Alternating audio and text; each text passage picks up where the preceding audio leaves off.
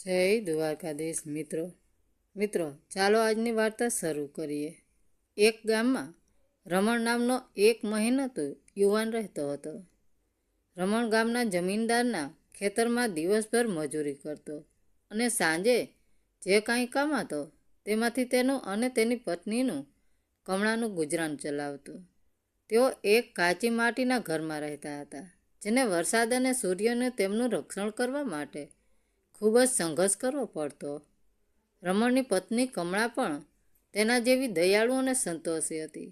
તેઓ ભલે ગરીબ હતા, પણ તેમના જીવનમાં પ્રેમ અને સુખની કોઈ કમી નહોતી। દિવસભરની મહેનત પછી સાંજે રમણ જ્યારે ઘરે આવતો ત્યારે કમળા પ્રેમથી જમવાનું પીરસતી અને બંને વાતો કરતાં કરતાં ભોજન લેતા। તેમનું જીવન ભલે સાદું હતું, પણ તેમાં એક અદ્ભુત શાંતિ હતી। સમય વીતતો ગયો। એક દિવસ કમળાએ રમણને એક સારા સમાચાર આપ્યા। તે ગર્ભવતી હતી। આ સાંભળીને રમણની ખુશીનો પાર ન રહ્યો। તેની આંખોમાં એક ચમક આવી ગઈ અને તેના મનમાં અનેક સપનાઓ ઉછળવા મારવા લાગ્યા। તેણે ખુશીથી કહ્યું કે કમળા, સાચે જ હવે આપણા ઘરમાં પણ એક નાનું ફૂલ ખીલશે। આપણે આપણા બાળકને ખૂબ પ્રેમ આપશું અને તેને કોઈ તકલીફ નહીં પડવા દઈએ। રમણે મનોમન નક્કી કરી લીધું કે હું સખત મહેનત કરીશ, જેથી આપણું બાળક ભણી ગણીને એક મોટો માણસ બની શકે। તેઓ બંને અવારનવાર મહેમાનની રાહ જોવા લાગ્યા। રમણ પહેલાં કરતાં પણ વધુ મહેનત કરવા લાગ્યો। તે દિવસે ખેતરમાં કામ કરતો અને સાંજે ગામના બીજા કામો પણ કરી લેતો। તેને લાગતું કે હવે જીવનમાં એક મોટું લક્ષ્ય આવી ગયું છે। તે પોતાના આવનાર બાળક માટે નવા કપડાં અને રમકડાં લેવાનું સપનું જોતો, પરંતુ ભાગ્યને કંઈક બીજું જ મંજૂર હતું। એક રાતે કમળાને અચાનક પ્રસૂતિ પીડા શરૂ થઈ। રમણ ગભરાઈ ગયો। ગામમાં કોઈ દવાખાનું નહોતું। એક જ રસ્તો હતો, શહેરના દવાખાને જવું। રાતોરાત તેણે ગામના એક બળદગાડાવાળાને બોલાવ્યો અને કમળાને લઈને શહેર તરફ નીકળી પડ્યો। દવાખાને પહોંચતા જ ડૉક્ટરે કહ્યું કે તાત્કાલિક દાખલ કરવી પડશે અને પૈસાની જરૂર પડશે, એટલે રમણ ચિંતામાં પડી ગયો। તેની પાસે એટલા પૈસા નહોતા। તેણે કમળાને દવાખાનામાં છોડી અને ગામમાં એક શેઠ પાસેથી ઉધાર લેવા માટે પાછો ફર્યો। તેના મનમાં બસ એક જ વિચાર હતો, મારું બાળક હવે આ દુનિયામાં આવશે, હું તેને જોઈ પણ નહીં શકું। તે ઝડપથી સાયકલ ચલાવી રહ્યો હતો। તેના મનમાં તેના બાળકના સુંદર ભવિષ્યના સપનાઓ ધૂમરાતા હતા। રસ્તામાં એક પૂરપાટ ઝડપે આવતી ટ્રકે તેને કચડી નાખ્યો। રમણ ત્યાં જ બેભાન થઈને ઢળી પડ્યો। તેનો પ્રાણ તેના શરીરને છોડીને જતો રહ્યો। જે માણસ પોતાના બાળકને જોવા માટે આટલો આતુર હતો, તે પોતાના આવનાર બાળકને એકવાર પણ જોઈ ન શક્યો। બીજી તરફ શહેરના દવાખાનામાં કમળાએ એક સુંદર પુત્રને જન્મ આપ્યો। તે ખૂબ ખુશ હતી અને રમણની રાહ જોઈ રહી હતી, પરંતુ તેને તે ખબર નહોતી કે તેનું ભાગ્ય તેનો સાથ છોડી ગયું છે। થોડીવાર પછી કોઈએ તેને આ દુઃખદ સમાચાર આપ્યા, તારા પતિનું મૃત્યુ થઈ ગયું છે। આ સાંભળીને કમળાના પગ નીચેથી જમીન સરકી ગઈ। તેના આંસુ રોકાતા ન હતા। જે પતિ તેનો એકમાત્ર આધાર હતો, તે આજે તેને અને તેના નવજાત પુત્રને એકલા મૂકીને જતો રહ્યો હતો। તેનું આહાટ્યું ફાટ પડ્યું।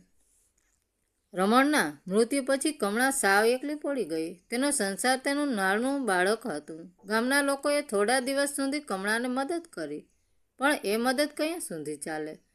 થોડા દિવસો પછી બધા પોતપોતાના કામમાં લાગી ગયા અને કમળા તેના પુત્ર અર્જુન સાથે સાવ એકલી રહી ગઈ।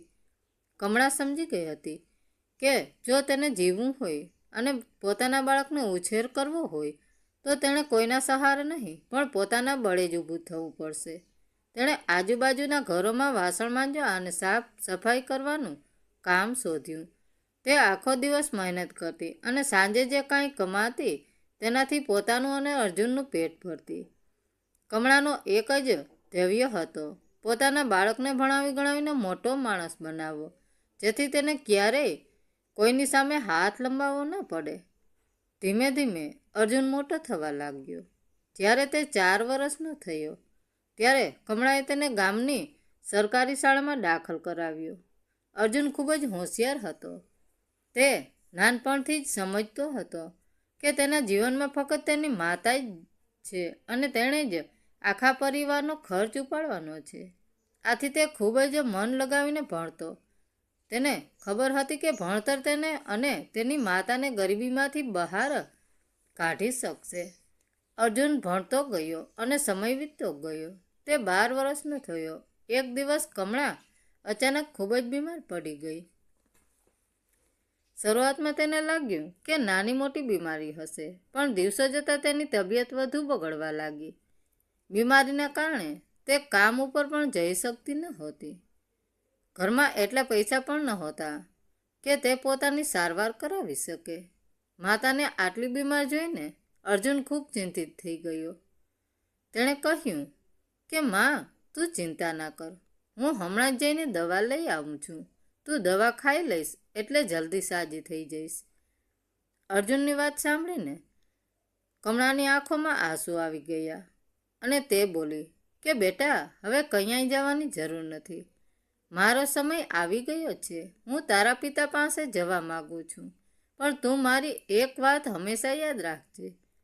કમળાએ ઊંડો શ્વાસ લીધો અને બોલી કે બેટા, જ્યારે તારો જન્મ નહોતો થયો ત્યારે મેં અને તારા પિતાએ એક સપનું જોયું હતું કે અમે તને ભણાવી ગણાવીને આટલું સમક્ષ બનાવશું કે તારે ક્યારેય અમારી જેમ ગરીબીમાં જીવવું ન પડે. હું તે સપનું પૂરું ન કરી શકી, પણ બેટા, હું ભલે જતી રહું છું, તારા પિતાનું સપનું જરૂર પૂરું કરજે. એવું કોઈ કામ ન કરતો જેનાથી તારા પિતાનું નામ ખરાબ થાય. ત્યાં આગળ બોલી કે બેટા, તારે હંમેશા સ્વાભિમાની બનીને જીવવું. ક્યારેય કોઈની સામે હાથ ન લંબાવતો, કોઈની પાસે યાચના ન કરતો. યાચના ન કરવી એ જ શ્રેષ્ઠતાનું મૂળ છે. પરાધીનતા નરક સમાન છે. મનુષ્ય હંમેશા વિદ્યા, ધન, કીર્તિ અને પુણ્ય કમાવવું જોઈએ. અર્જુન તેની માતાને બચાવવા માટે આતુર હતો. તે બોલ્યો કે માં, તું ગભરાઈશ નહીં, હું હમણાં દવા લઈને આવું છું. આટલું કહીને અર્જુન માતા પાસેથી થોડા પૈસા લઈ અને દવા લેવા માટે નીકળ્યો. અર્જુનના ગયા પછી તે ગરીબ માતાનો જીવ નીકળી ગયો. જ્યારે ગામના લોકોને આ વાતની ખબર પડી ત્યારે બધા ભેગા થઈને અર્જુનના હાથે તેની માતાના અંતિમ સંસ્કાર કરાવે છે. હવે અર્જુનના એકલો પડી ગયો હતો. ન માતા, ન પિતા, ન સગાવાલા. દૂરના સગાઓએ પણ તેની તરફ ધ્યાન આપ્યું નહીં. પણ આ 12 વર્ષના બાળકે હિંમત ન હારી.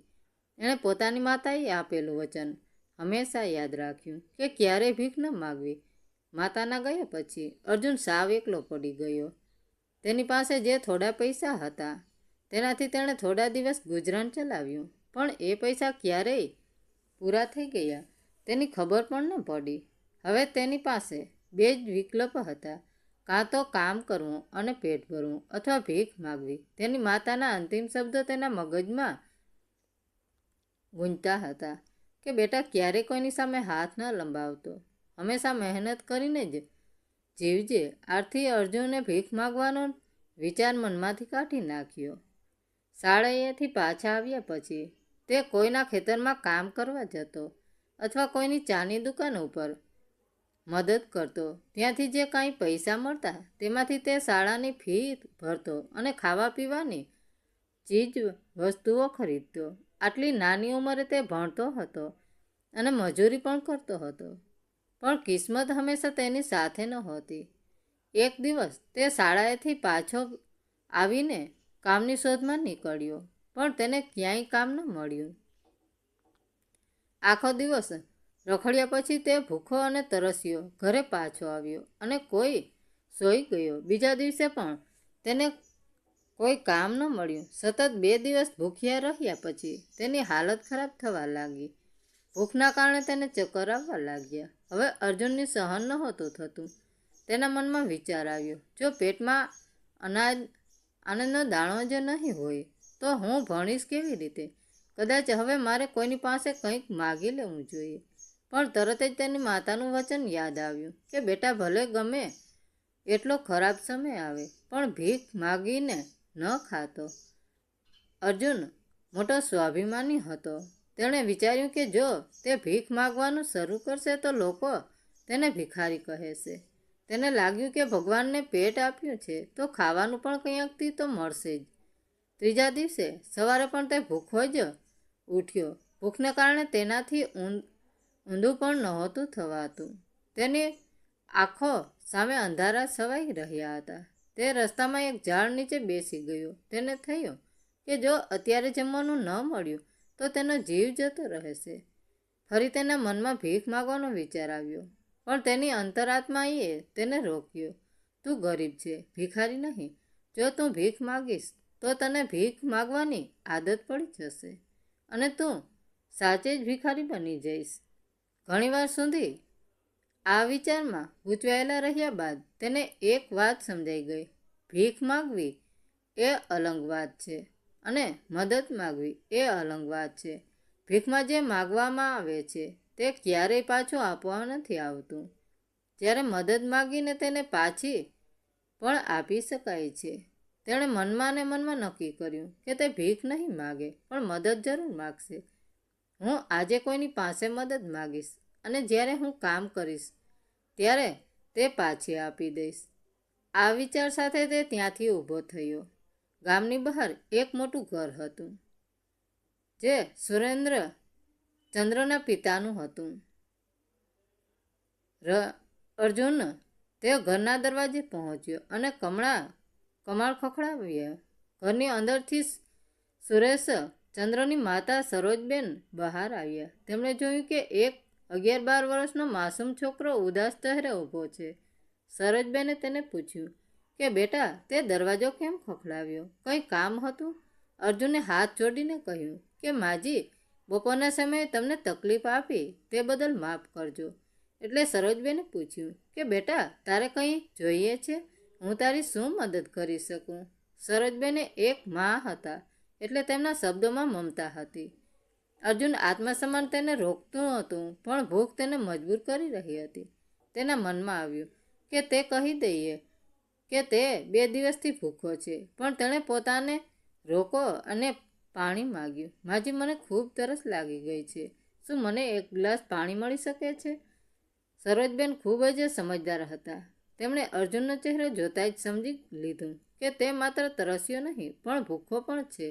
તેમણે કહ્યું કે બેટા તું અહીં ઊભો રહે, હું હમણાં તારા માટે પાણી લઈને આવું છું. સરોજબેન ઘરની અંદર ગયા અને એક ગ્લાસ દૂધ અને થોડું લાડુ લઈને પાછા ફર્યા.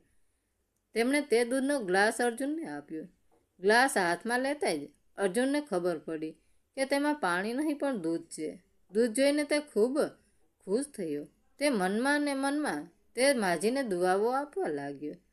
સરોજબેન તેને પહેલાં લાડુ ખાવા આપ્યા અને કહ્યું કે બેટા દૂધ ગરમ છે, તું પહેલાં આ લાડુ ખાઈ લે, પછી દૂધ ઠંડુ થાય એટલે પી લેજે. જ્યારે અર્જુનને તે સ્ત્રીને જોઈ ત્યારે તેને લાગ્યું કે જાણે તેની પોતાની માતા તેને દૂધ પીવા આપી રહી છે. તેણે મનમાં વિચાર્યું કે આ માજી કેટલા સારા છે. મેં માત્ર પાણી માગ્યું અને તેઓ મારા માટે દૂધ લઈને આવ્યા. તેઓ સમજી ગયા કે હું ભૂખો છું. અર્જુન આમાં આરામથી બેસીને લાડુ ખાવા લાગ્યો અને દૂધ પીવા લાગ્યો. ખાધા પછી તેને થોડીક રાહત થઈ. સરોજબેને તેને પૂછ્યું કે બેટા તારે બીજું કાંઈ જોઈએ છે? એટલે અર્જુન વિચારવા લાગ્યો કે આ દૂધના બદલામાં તે આ માતાને શું આપી શકે. તેની પાસે તો કાંઈ જ નહોતું. તેણે કહ્યું કે માજી, મેં તમારી પાસે પાણી માગ્યું અને તમે મને દૂધ પીવડાવ્યું. તેના બદલામાં હું તમને શું આપી શકું? એટલે સરોજબેન હસીને કહ્યું કે બેટા મેં તને દૂધ એટલા માટે નથી પીવડાવ્યું કે હું એના બદલામાં કંઈક લઈ શકું. તારો ચહેરો જોઈને મને લાગ્યું કે તું ભૂખો છે એટલે પાણીની જગ્યાએ દૂધ લઈ આવી. અર્જુન ખૂબ સ્વાભિમાન હતો. તેણે ફરીથી કહ્યું કે ના માજી, તમે તેના બદલામાં મારી પાસેથી કંઈક જરૂર માગો. હું મારી હેસિયત પ્રમાણે તમને જરૂર કંઈક આપીશ. અર્જુનની વાત સાંભળીને સરોજબેન તેના સ્વાભિમાની પ્રભાવિત થયા. તેમણે અર્જુનનું માન રાખવા માટે કહ્યું કે બેટા ભલે તે તારા ઉપર કોઈ ઉપકાર નથી કર્યો, છતાં જો તું મને કંઈક આપવા જ માગે છે તો મને એક વચન આપ. જે રીતે આજે મેં તારી મદદ કરી છે એવી જ રીતે જ્યારે તું મદદ કરવા લાયક બની જાય ત્યારે કોઈ જરૂરિયાતમંદની મદદ કરજે. જે દિવસે તે કોઈની મદદ કરીશ તે દિવસે તું મારા ઉપકારથી મુક્ત થઈ જઈશ. અર્જુને તરત જ આ વાત પોતાના મગજમાં બેસાડી લીધી. તેણે તે સ્ત્રીના પગ સંપર્ક કર્યા અને ત્યાંથી કામની શોધમાં આગળ ચાલ્યો ગયું. થોડા દિવસો પછી સરોજબેનને પોતાના દીકરા સુરેશ ચંદ્રને શાળાએ મૂકવા ગયા.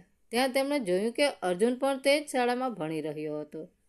તેઓ તરત જ તેને ઓળખી ગયા. સરોજબેને શાળાના આચાર્યને જઈને પૂછ્યું, તે છોકરો કોણ છે?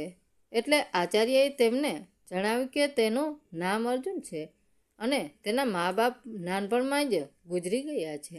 આ જાણીને સરોજબેનને ખૂબ જ દુઃખ થયું. તેમણે વિચાર્યું કે તેના મા બાપ નથી તો પછી તેનો ભણવાનો ખર્ચો કોણ ઉપાડતું હશે?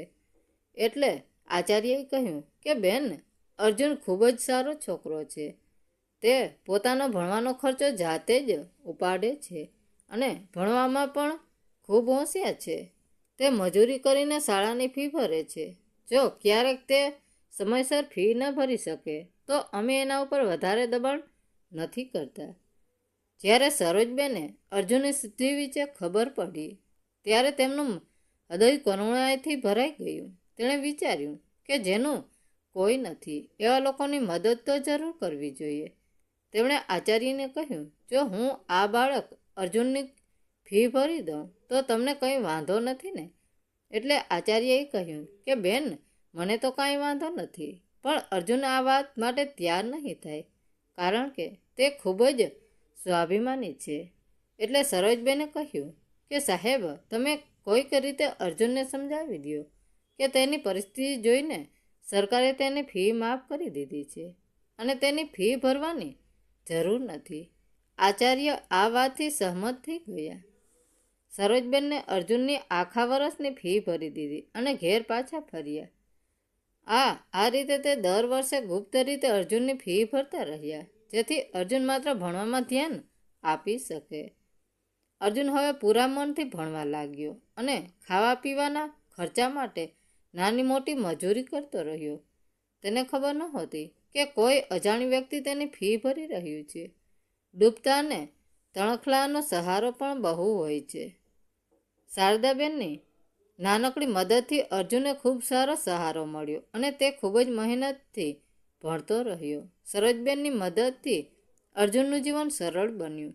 તે હવે આત્મવિશ્વાસ સાથે ભણવામાં ધ્યાન આપી શક્યો. તે દિવસ રાત મહેનત કરતો અને તેના સપનાને સાકાર કરવા માટે આગળ વધતો રહ્યો. આવી જ રીતે કેટલાક વર્ષો વીતી ગયા. હવે આગળના અભ્યાસ માટે અર્જુનને ગામ છોડીને મોટા શહેરમાં જવું પડ્યું. તેણે વિચાર્યું કે શહેરમાં રહીને તે કોઈ નાની મોટી નોકરી કરી લેશે અને સાથે સાથે પોતાનું ભણતર પણ ચાલુ રાખશે. આ વાતની જાણ સરોજબેનને ત્યારે થઈ જ્યારે તે અર્જુનની ફી ભરવા માટે તેની શાળાએ ગયા. આચાર્યએ તેમને કહ્યું કે બેનજી, અર્જુન તો આગળ ભણવા માટે શહેરમાં જતો રહ્યો છે. હવે તમારે તેની ફી ભરવાની જરૂર નથી. આ સાંભળીને સરોજબેને થોડા ઉદાસ થઈ ગયા, પણ તેમણે વિચાર્યું કે કાંઈ વાંધો નહીં, ભગવાનને મને તેની મદદ કરવાનો આટલો જ સમય આપ્યો હશે. હે ભગવાન, તે બાળક ઉપર દયા રાખજો. તે જ્યાં પણ રહીએ ત્યાં ખુશ રહીએ. આમ વિચારીને તે પોતાનું ઘરે પાછા ફર્યા અને પોતાના ઘર પરિવારની દુનિયામાં વ્યસ્ત થઈ ગયા. બીજી તરફ અર્જુન શહેરમાં જઈને ખૂબ મહેનત કરવા લાગ્યો. તેણે પોતાનો ખર્ચો કાઢવા માટે કોઈ નોકરી પણ શોધી લીધી. આ રીતે 25 વર્ષ વીતી ગયા. અર્જુન અને સરોજબેન ફરી ક્યારેય મળ્યા ન હતા. સરોજબેનનો દીકરો સુરેશચંદ્ર પણ હવે મોટો થઈ ગયો હતો. તે એક મોટો વેપારી બની ગયો હતો અને ખૂબ ધન કમાતો હતો. તે પોતાની માને ખૂબ જ પ્રેમ કરતો હતો અને તેમના માટે કંઈ પણ કરવા તૈયાર રહેતો. એક દિવસ સરોજબેન ખૂબ બીમાર પડ્યા. સાંજે જ્યારે સુરેશચંદ્ર ઘરે આવ્યો ત્યારે તેણે માની હાલત જોઈને તે ખૂબ જ ચિંતિત થયો. તેણે તરત જ માને શહેરની એક મોટી હોસ્પિટલમાં દાખલ કરાવી તપાસ કરતા ડૉક્ટરે કહ્યું કે તેમની માતાને કેન્સર છે. આ સાંભળીને સુરેશચંદ્રના પગ નીચેથી જમીન સરકી ગઈ. તેણે ડૉક્ટરને કહ્યું કે ડૉક્ટર સાહેબ, તમે મારી માની સારી રીતે સારવાર કરો, પૈસાની જરાય ચિંતા ન કરતા. એટલે ડૉક્ટરે તેને સલાહ આપી કે ભાઈ, તમારી માતાને કેન્સરની બીમારી છે. તેનો ઈલાજ બહુ મોંઘો હોય છે અને નાના મોટા દવાખાનાઓમાં તેનો ઈલાજ નથી થતો. આ માટે તમારે કોઈ મોટા શહેરમાં જઈને કોઈ મોટી હોસ્પિટલમાં ઈલાજ કરાવવો પડશે. સુરેશચંદ્ર ખૂબ ચિંતિત થઈ ગયો, પરંતુ તેણે હિંમત ન હારી. એ ડૉક્ટર પાસેથી મોટા શહેરની હોસ્પિટલનું સરનામું અને ફોન નંબર લઈને પોતાની માને લઈને મોટા શહેર જવા નીકળ્યો. સરોજબેન તેને રોકી રહ્યા હતા કે બેટા, કયાં લઈ જઈશ મને? આપણી પાસે એટલા પૈસા કયાં છે? અહીંથી દવા લઈએ, હું ધીમે ધીમે સાજી થઈ જઈશ. પણ સુરેશચંદ્રએ કહ્યું કે માં, આ દુનિયામાં તું જ મારી એકમાત્ર શક્તિ છે. તું જ મને ક્યારેય એકલતાનો અહેસાસ થવા દેતી નથી. હું તને આ બીમારીથી મરવા નહીં દઉં. પૈસાનું શું છે? આજે છે અને કાલે નહીં હોય. ફરી કમાઈ લેશું, પણ માં તો ફરી નહીં મળે. આ રીતે તે માને લઈને મોટા શહેરમાં પહોંચ્યો અને અર્જુનની હોસ્પિટલમાં દાખલ કરાવી. અર્જુને સમયે હોસ્પિટલમાં નહોતો. તે કોઈ દર્દીને જોવા માટે વિદેશ ગયો હતો. સુરેશચંદ્રએ ધીરજ રાખી અને અર્જુનની રાહ જોવા લાગ્યો. બીજા દિવસે જ્યારે અર્જુન હોસ્પિટલમાં આવ્યો ત્યારે સુરેશચંદ્રએ પોતાની માની હાલત વિશે તેને બધું જણાવ્યું.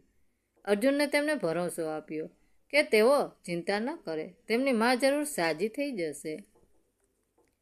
સરોજબેનનો ઈલાજ શરૂ થયો. મોટા શહેરમાં ઈલાજ ખૂબ મોંઘો હતો, પરંતુ સુરેશચંદ્રએ હિંમત ન હારી.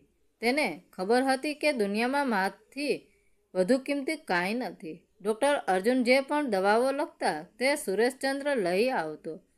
અર્જુન દરરોજ સરોજબેનને મળવા આવતો અને તેમની સાથે લાંબા સમય સુધી વાતો કરતો. સરોજબેનને પણ આ ડૉક્ટર સાથે વાત કરવી ખૂબ ગમતી. તેમણે આશ્ચર્ય થતું કે આટલો મોટો ડૉક્ટર હોવા છતાં તેમની પાસે વાત કરવાનો સમય કેવી રીતે હોય છે. તેમને ખબર નહોતી કે આ તો એ જ બાળક હતો જેને તેમણે વર્ષો પહેલાં દૂધ પીવડાવ્યું હતું. આવી જ રીતે 1 મહિનો વીતી ગયો. ધીમે ધીમે સરોજબેનની તબિયતમાં સુધારો થવા લાગ્યો. સુરેશચંદ્રના પૈસા પૂરા થવા લાગ્યા, પણ તેણે ચિંતા ન કરી. પોતાની દુકાન અને મકાન વેચીને પણ માનો ઈલાજ કરાવવા તૈયાર હતો. એક દિવસ સુરેશચંદ્ર અર્જુન પાસે ગયો અને પૂછ્યું કે ડૉક્ટર સાહેબ, મારી માનો ઈલાજ હજુ કેટલો સમય ચાલશે? એટલે અર્જુને હસતા હસતા કહ્યું કે ભાઈ, તમે ચિંતા ન કરો, તમારી મા હવે સંપૂર્ણ રીતે સ્વસ્થ છે. હું વધુ ખાતરી માટે એકવાર ફરીથી તપાસ કરાવી લઉં છું. એનો રિપોર્ટ આવી જાય એટલે તમે તમારી માને ઘરે લઈ જઈ શકો છો. સુરેશચંદ્ર ખૂબ જ ખુશ થઈ ગયો. 2 દિવસ પછી રિપોર્ટ આવ્યો અને તે સારો હતો. અર્જુને સુરેશચંદ્રને કહ્યું, તારી મા હવે સંપૂર્ણ રીતે ઠીક છે, તમે તેમને ઘરે લઈ જઈ શકો છો. સુરેશચંદ્રએ અર્જુનનો ખૂબ આભાર માન્યો અને પોતાની માને આ ખુશખબર આપતા ગયો. મા પણ આ વાત સાંભળીને ખુશ થઈ ગયો. પરંતુ પછી તેને હોસ્પિટલના બિલની ચિંતા થવા લાગી. તેને થયું કે આટલો મોટો ઈલાજ થયો છે તો બિલ પણ લાખોમાં હશે. સુરેશચંદ્ર પાસે હવે પૈસા નહોતો. મા ચિંતા કરવા લાગી કે તેના દીકરાના ભવિષ્યનું શું થશે. એટલે સુરેશચંદ્રએ માને સમજાવ્યું કે મા, તું ચિંતા ન કર, હું બધું વહેંચીને બિલ ચૂકવી દઈશ. ઘર મકાન એ બધું તો પછી બનાવી લઈશું, પણ તું ફરી નહીં મળે. બીજા દિવસે સરોજબેને રજા મળવાની હતી. હોસ્પિટલનો એક કર્મચારી બિલનું એક પરબિયું લઈને આવ્યો અને સુરેશચંદ્રને આપ્યું. સુરેશચંદ્ર ચિંતામાં પડી ગયો કે બિલ કેટલું હશે. તેની માતાએ તેના હાથમાંથી પરબિયું લઈ લીધું અને ખોલીને જોયું. તમારા બિલના બદલે એક નાની ચિઠ્ઠી હતી, જેના ઉપર લખ્યું હતું કે માજી, તમે તમારા બિલની ચૂકવણી તો 25 વર્ષ પહેલાં જ કરી દીધી હતી, જ્યારે તમે 2 દિવસથી ભૂખ્યા રહેલા બાળકને 1 ગ્લાસ દૂધ અને 1 લાડુ ખવડાવ્યા હતા અને પછીના 5 વર્ષ સુધી તેની શાળાની ફી ભરી હતી. આ વાંચીને સરોજબેનની આંખો ફાટી ગઈ. સુરેશચંદ્રએ જ્યારે ચિઠ્ઠી વાંચી ત્યારે તે પણ આશ્ચર્યચકિત થઈ ગયો. તેણે માતાને પૂછ્યું કે માં, તમે આ ડૉક્ટર સાહેબને પહેલેથી ઓળખો છો? આ બધું શું લખ્યું છે? એટલે માએ આશ્ચર્ય સાથે જવાબ આપ્યો કે બેટા, હું તેમને ઓળખતી નથી, પણ હા, 25 વર્ષ પહેલાં એક નાનકડો છોકરો આપણા ઘરના દરવાજે આવ્યો હતો. તે ભૂખો હતો અને તેણે પાણી માગ્યું હતું. મને તેના પર દયા આવી અને મેં તેને દૂધ અને લાડુ આપ્યા. તેણે કહ્યું હતું કે તે આ ઉપકાર કેવી રીતે ચૂકવશે, તો તેને કહ્યું હતું કે જ્યારે તે મોટો થાય ત્યારે કોઈ જરૂરિયાતમંદની મદદ કરે. મને ખબર નહોતી કે તે જ બાળક આટલો મોટો ડૉક્ટર બનીને મારી મદદ કરશે. મા અને દીકરો વાત કરી રહ્યા હતા ત્યારે ડૉક્ટર અર્જુન ત્યાં આવ્યો. તેની આંખોમાં આંસુ હતા. તેણે આગળ વધીને સરોજબેનને પગે પડીને કહ્યું કે માં, તમારા કહેલા શબ્દો આજે પણ મારા કાનમાં ગુંજે છે. તમે જ મને આત્મસન્માન સાથે જીવતા શીખવાડ્યું છે. તમે જ મારી ફી ભરી અને મને ભણાવ્યું. આ બધું તમારું જ પુણ્ય છે. અર્જુને સરોજબેનના પગમાં પોતાનું માથું મૂકી દીધું. સરોજબેને તેને ઉઠાવીને સાથી સરસો ચાપી દીધો. બંનેની આંખોમાં આનંદના આંસુ હતા. આ દ્રશ્ય જોઈને હોસ્પિટલના બધા લોકોની આંખો ભીની થઈ ગઈ. આ વાર્તા આપણને શીખવે છે કે દયા અને કરુણા ક્યારેય વ્યર્થ જતી નથી. આત્મસન્માન અને મહેનતથી માણસ ગમે તેટલી મુશ્કેલીઓમાંથી બહાર આવી શકે છે અને બીજાની મદદ કરીને આપણે આપણા જીવનને પણ સુખી બનાવી શકીએ છીએ. મિત્રો, વાર્તા કેવી લાગી? સારી લાગી હોય તો કોમેન્ટ કરીને જરૂર જણાવજો. ધન્યવાદ મિત્રો. રાધે રાધે. જય દ્વારકાધીશ.